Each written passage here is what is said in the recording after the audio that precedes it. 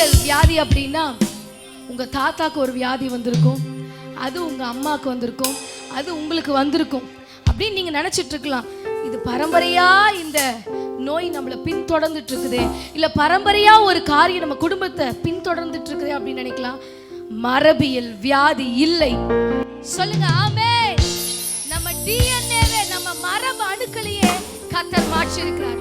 எத்தனை பேர் விசுவாசிக்கிறீங்க? எத்தனை பேர் பேரண்ட்ஸ்க்கு சுகர் இருக்கு?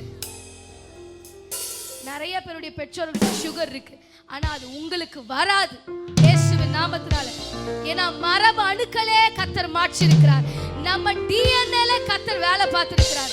ஹalleluya ஹalleluya. ஒருவேளை கால் வலி, கை வலி, பிரஷர், என்ன வியாதியா இருந்தாலும் இந்த பாடலை பாடும் பொழுது கர்த்தர் சுகமாக்குற வல்லமையை அனுப்பி இருக்கிறார். ஹalleluya.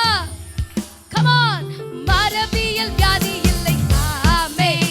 நம் மரபணுக்கள் மாறிச்சே. ஆமென். மரபியல் வியாதி இல்லை. ஆமென். நம் மரபணுக்கள் மாறிச்சே. ஆமென். சிலுவையில் பிறந்தோமே. ஆமென். ஒன்றும் நிலுவையில் இல்லையே. ஆமென். சிலுவையில் பிறந்தோமே. ஆமென். ஒன்றும் நிலுவையில் இல்லையே.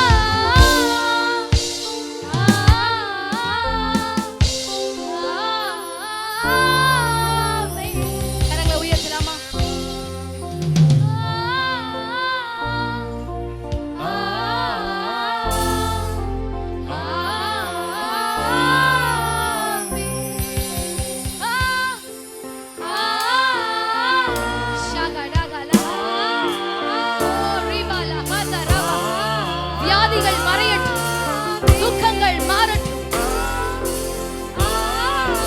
ஓ, எங்க டிஎன்ஏக்கு நீங்க போய் வேலை செய்றீங்க, எங்க மரபணுக்களை நீங்க மாற்றி இருக்கிறீங்கப்பா.